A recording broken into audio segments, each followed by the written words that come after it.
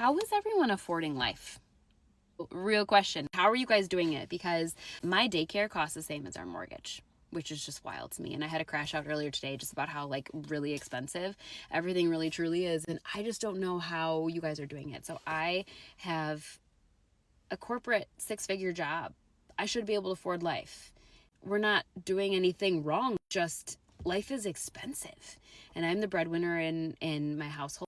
There's this constant stress hanging over my head all the time of you got to make more to provide for your family, especially in this day and age. And it's wild because at the same time, I'm stuck in these corporate handcuffs and I am going through burnout. I don't want to continue doing this. I have the mental load, hanging over my head. I'm trying to be a good mom, let alone a good wife, daughter, sister, friend, which I'm failing at all of those things, I feel like. And if you have any tips or tricks of how you're getting through, would love to connect on them because it's wild. Hang in there. Have a good day. My daughter's daycare is being shut down by the state, and I'm really upset about it because I feel like it's not fair. My daughter's school is a daycare Montessori school. She is thriving at this school. She is learning words in English and Spanish. She knows colors. She knows some numbers. She's doing amazing. She has a little best friend at this school. I'm really heartbroken that we might have to pull her from it. This school is also a small owned business by one person, not a big corporation. Someone that opened this business in January and is probably just now starting to recoup some of her startup costs that she's probably going to lose everything because of the state. Now, why I'm really upset is because they were shut down over 4 violations in their inspection report. They had their 6-month temporary license given to them in January. They had to apply for their full permanent 2-year, and they applied for it and it got denied based off these 4 violations during their inspection. The inspector was there for a couple of minutes. Based off the security camera footage, they were not there long enough and they did not do a full investigation to make this a fair report. The 4 violations were: 1, they said there was not a background check available for one of the workers. The background check was submitted on the first application in the 6-month one, but they forgot to resubmit it on the 2-year one. However, this worker, they still had the background check on file, and they did submit the background check, just not the fingerprints part. So the whole thing couldn't be approved because the fingerprints were moving. However, what's really important to note about this employee is they do not work with the children at all.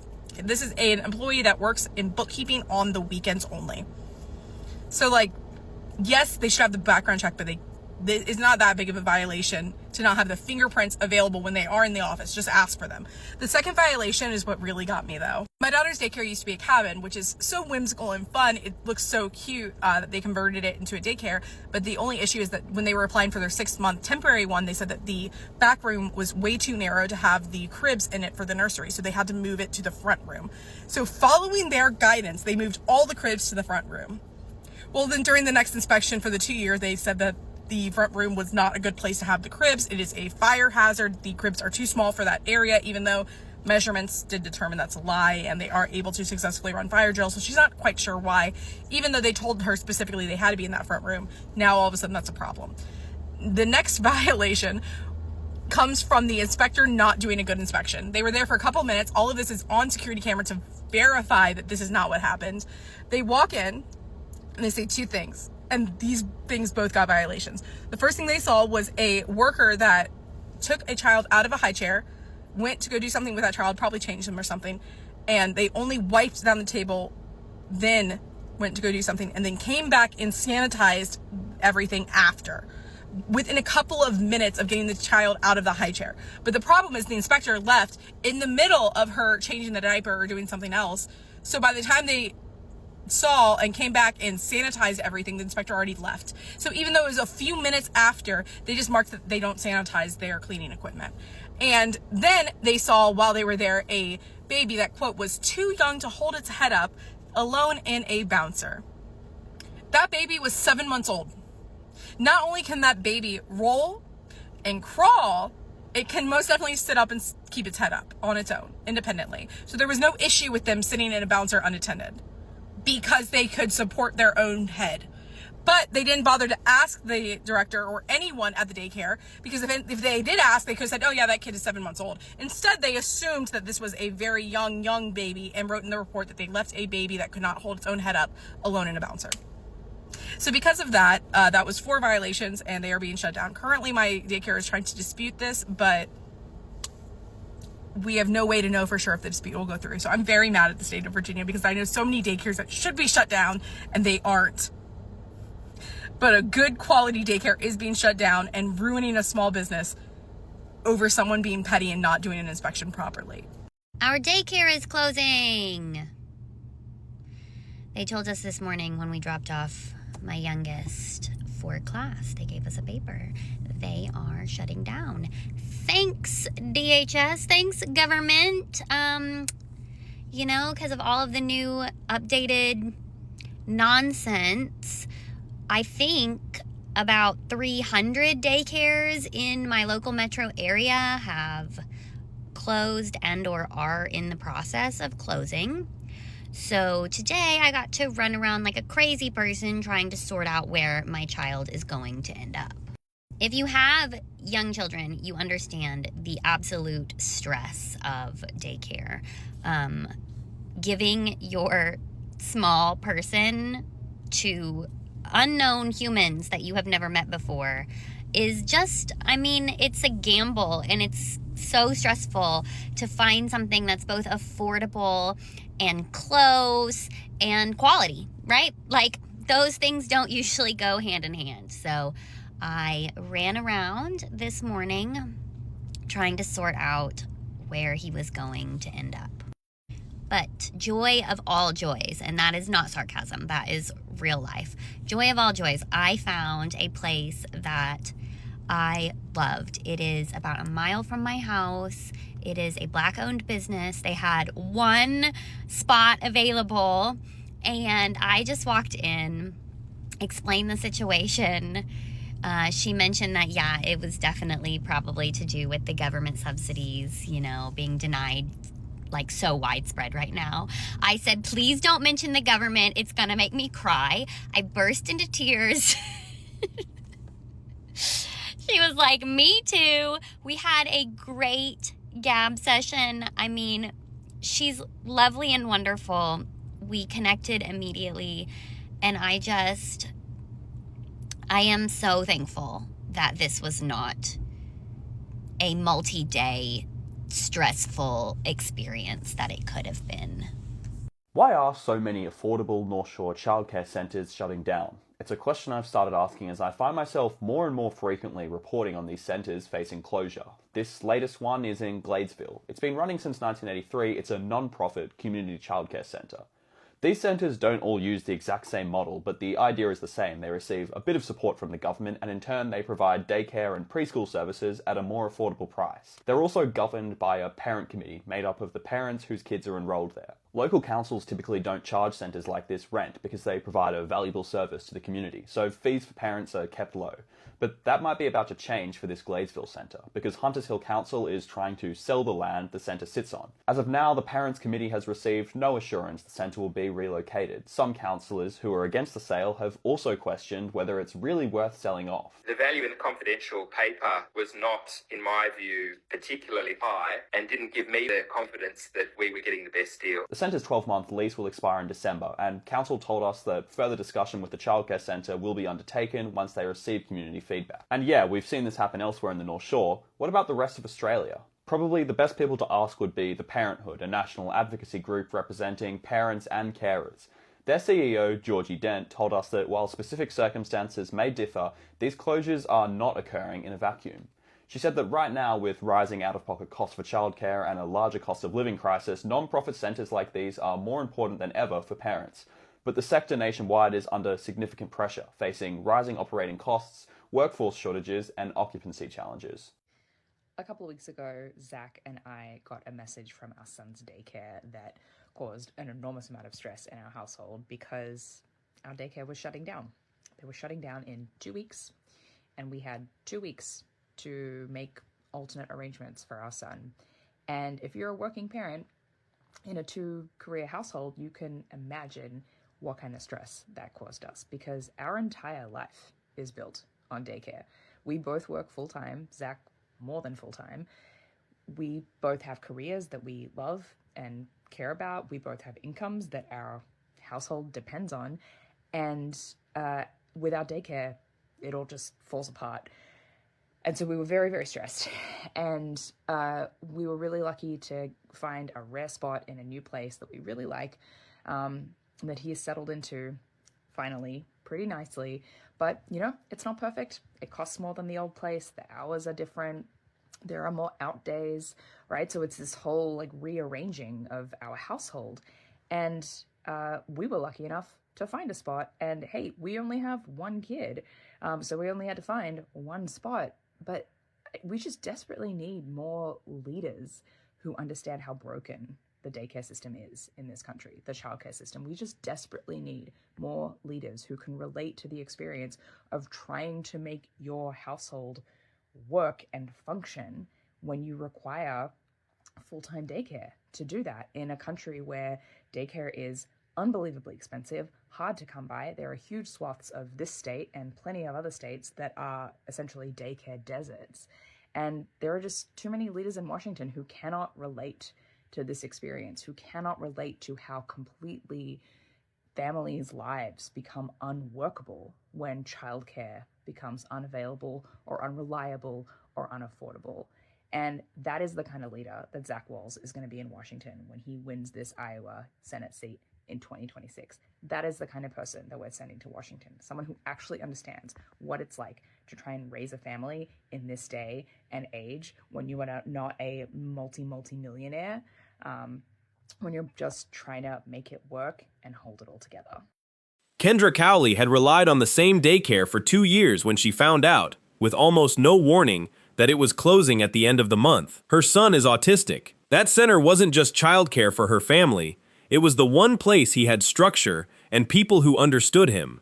Multiply her story by a few thousand, and you start to see the actual shape of what's happening across the country right now. Oklahoma City lost another childcare center after the state cut millions from its subsidy program, and it wasn't an isolated case. Mississippi had its worst year for closures in nearly a decade.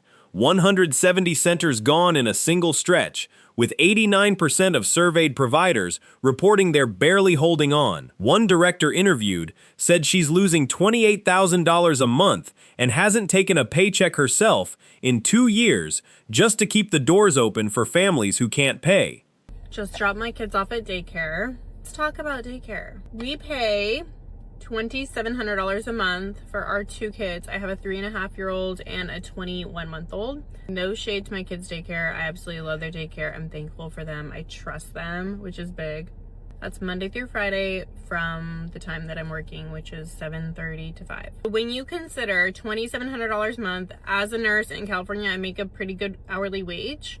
But once you subtract the $2,700 after taxes that I pay for childcare, I'm basically working at McDonald's. So you could see how that would be frustrating for me. Now, in a lot of counties, if you make under a certain amount of money, you get childcare for free. That's right. I think in our county, in Northern California, it's like $80,000. If you make less than like $80,000 as a family, you get childcare for free. We can't afford to have more than 2 kids. We literally cannot afford to have more than 2 kids because we have to pay for our childcare, which is sad. This is why a lot of moms, after they have kids, it doesn't make sense financially for them to work. Now, I'm not saying take the childcare away from the families that need it. Absolutely not. You know, what I am saying is let's make it free for everybody. Okay, let's make it free for everybody. At the bare minimum, let us write it off, right? Like, I would be happy with just, I'll pay the childcare, whatever. We had the kids. We understand that things cost money. Let us at least write it off. Are you kidding me? You make us pay for that after taxes, after we take out taxes, and you make us pay for that, and then we can't write off? Oh, that's it. How much are you all paying for daycare? I've got 2 kids, okay? I am paying $2,675, and that is with a sibling discount. My daughter, who just moved up from the infant room, when she was in the infant room, her tuition was $1,764 a month. $1,700. How can anybody afford daycare? My son, he's 4, so he's in pre-K right now. His tuition is $1,161 a month. Can he be in kindergarten yet? Can I enroll him? I have 1 more year. Drop in the comments how much you guys are paying for daycare. Can we talk about something that blows my mind?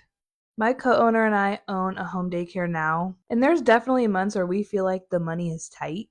We have groceries to buy for the daycare, supplies, equipment, taxes, field trips. The list goes on. But here's the part that's crazy to me. Even with all of those expenses, including the house that we have to have in order to have a daycare, we still make more than we did when we worked in centers. We spent years pouring everything into someone else's business, paying hourly wages that barely reflected the experience and heart we brought every single day. Owning a home daycare is not easy. You're running a business, not just watching children.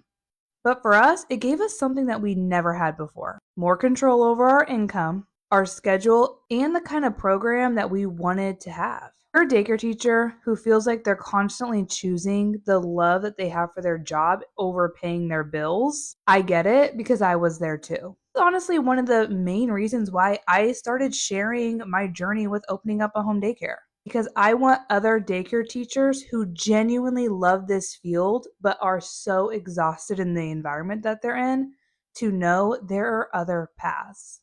Here's the mechanism behind all of it, and it's honestly simple. Pandemic-era subsidies propped this entire industry up for years, letting providers pay workers a little more than minimum wage and keep tuition somewhat livable for families. Those subsidies expired. In Wisconsin alone, 158 programs shut down since the start of the year once state stopgap funding ran dry. One provider running an 18-year-old home daycare said flatly that the math just stopped working once the money disappeared. The workforce side is just as broken. Roughly half of childcare providers in some states can't offer their own staff health insurance, and a striking number of childcare workers are themselves on public assistance while caring for other people's kids full-time. Fast food pays better than a lot of daycare jobs right now, and that's not an exaggeration. It's a direct quote from providers trying to explain why they can't hang on to staff. Maybe the childcare shortage has nothing to do with not having enough people who want to be childcare providers. Maybe it's because we haven't figured out how to bridge the gap between what families can afford and what it takes to actually have a childcare program, like what it costs and everything like that. I want to be very clear about this. I do not think parents are the problem, nor do I think providers are the problem. Parents are doing their best to afford childcare while also going to work, while providers are doing their best to keep their programs open. Problem is those two realities just cannot meet in the middle because providers have expenses too. Food, taxes, liability, insurance, rent or mortgage, the list goes on. Families also have expenses. Daycare has become a huge monthly expense solely so the parents can go to work. So when a provider raises their tuition, families feel it. And when a provider can't raise their tuition enough, the program feels it. And eventually, we lose providers, or we just simply lose the quality that these programs need. I don't think the answer is blaming parents or telling providers to charge more. I think we need to start asking a much bigger question. How can we advocate and create a childcare system where families can afford quality childcare and providers can afford to provide it? Because those two things should not be in competition with each other. Low pay, burnout, challenging working conditions, and no benefits or pensions are some of the reasons why it's been difficult to recruit and retain early childhood educators. Maybe one day when ECEs actually have decent work, decent pay, paid sick days, benefits and pension, then I will find myself in a position where I could enter the field. A 2025 report by Ontario's Auditor General said the province needs 10,000 additional early childhood educators by the end of this year in order to support an expansion of the affordable childcare system. So first and foremost, what we're recommending is a wage grid that can be put in place for all early childhood educators and for others working in the childcare field. So what we're asking for is a minimum of $35 to $45 per hour. And this is actually in line with what early childhood educators who work in municipal centers are making. But we're of course also advocating for health benefits, for pensions. Without childcare, parents can't go to work. And so we really need childcare. It's an important, we're an essential service. And I think people need to start looking at us like that. Ontario's Auditor General says a follow-up audit next year will assess the ministry's progress in implementing their recommendations to improve the childcare system. And this isn't just small home daycares closing quietly. Universities, school districts, and hospitals are shutting down their on-site childcare programs too. The University of Nebraska at Omaha closed a center that had run for nearly 40 years, and it sparked weeks of backlash from families and staff who had no real warning it was coming. When institutions with real budgets are pulling out, that tells you something about how tight the math has actually gotten. So my daycare is closing. My son goes to a university's daycare, and my family has been there for 4 years. My daughter started when she was 2. She went through pre-K there. Henry started going there when he was 3 months old. And now they are folding their infant through K3. And I've had several people go, how could this be? You know, I could tell you how this could be. I can tell you right now that the funding got cut. The funding got cut. They cut the funding for university daycares. And it's like, how could they do that? They shouldn't do that. I'm really upset about this because daycare in Dothan, where I live, is just bonkers trying to find a good daycare for your child to go, and the wait lists are out the wazoo, and we have like 6 weeks notice to find someplace else. And thankfully I have a wonderful mother who, if I don't find childcare, can watch him in the interim until there's a space available or whatever, but not as like stressed as I was last night now that I know that my mom can take care of him. Anyways, I just want to say, you get what you voted for, but I didn't vote for this. This is just and I feel the worst, like, not even for me and everybody, literally 40 or kids that have to now find a new place to go every day, and for all the working parents that are now stuck the week of Christmas trying to figure out what they're going to do with their kids, but it's the employees. They also found out yesterday. That's so heartbreaking sorry, you've been doing a great job, but you're losing your job in a month. No shade, I get it, if there's no money, but there's a reason there's no money. This is direct result of, this is like a direct consequence, but it just is baffling that people just don't understand that this is, that your actions have consequences. Now affects way more people than it needed to. Hello everyone, my name is Kim Adams and I'm the owner of Circle of Friends Daycare. I started this TikTok because of something that had happened with my home daycare, and I'm here to tell you a little bit about my story, why I was shut down, and continue to fight for daycare providers. I'm a wife of 30 years, I'm a mom of 4, and I'm a mom of 3 fur babies. I have 3 English Mastiffs, and they are the reason why my daycare was shut down. Those of you that don't know, WHGH Channel 7 News shared my story to bring light to the devastating situation that happened to my daycare of 24 years. I'm going to be posting the segment that was shared on WHGH 7 Investigates, but I'd also like to give you a little bit behind the scenes, so stay tuned. These days, finding daycare is hard enough as it is, but what about less than 24 hours notice to find a new one? Parents whose children attend the Columbia Academy at Maple Lawn say they were left scrambling after the Maryland State Department of Education shut their daycare down. On a warm, sunny midday afternoon, not a child in sight on the playground. Some came by with their parents, but not to be dropped off, only to pick up their belongings and maybe find a new daycare to bring them to. If the whole school is closed, all those parents are looking for kids, right? So it's a mad dash to find a place. Parents Anita and Encore Galati, affected by the sudden closure, are now watching their 3, almost 4-year-old son while they both work from home. It's not ideal, but their hands are tied. I told my boss last night, texted him, my daycare closed. He's like, what? Now what? I said, I don't know. I don't have any answer.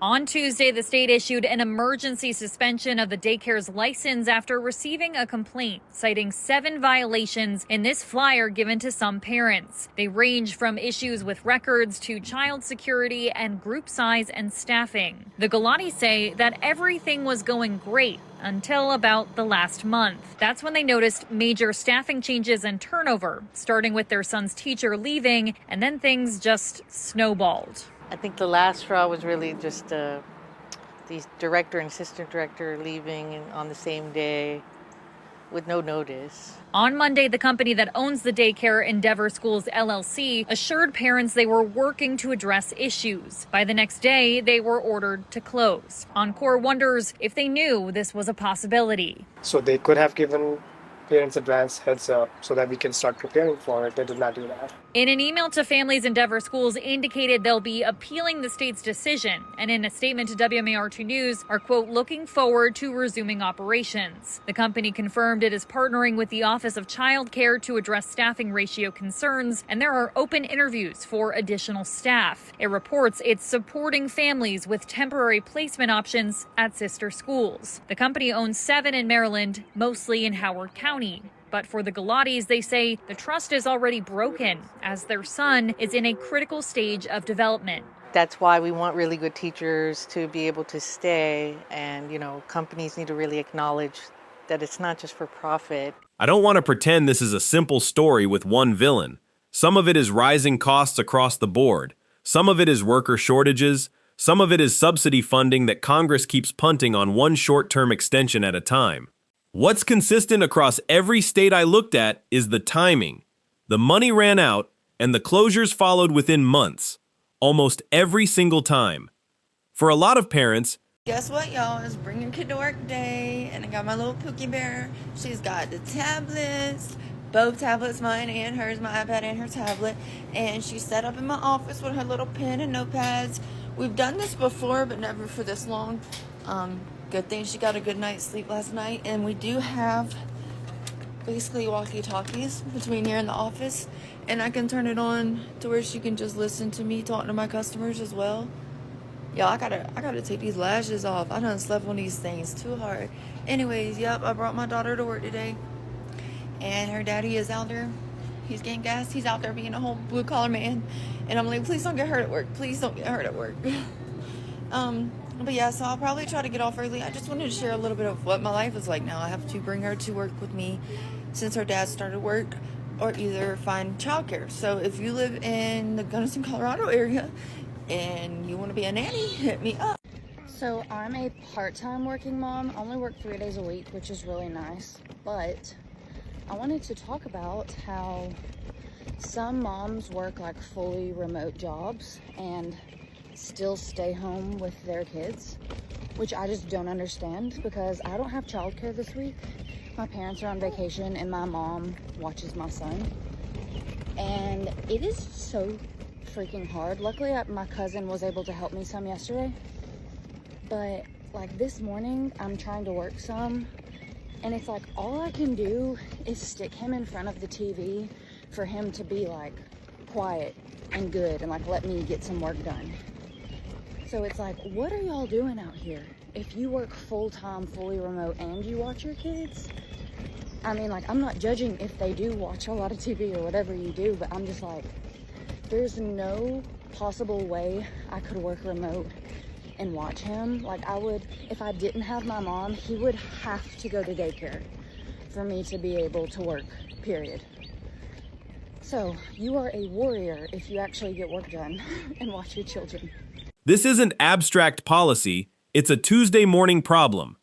No daycare spot means no shift covered, and no shift covered starts the same domino effect you see everywhere else in this economy right now. If your center is at risk of closing, ask about waitlists at nearby centers now, not after the notice goes up, because slots are disappearing fast in a lot of these markets. Let me know what you think in the comments below. Full credit to the original creators and reporters, links in the description. If this is the kind of thing you want to stay ahead of, that's what we cover here at Economy Undertow, so subscribe and I'll see you in the next video.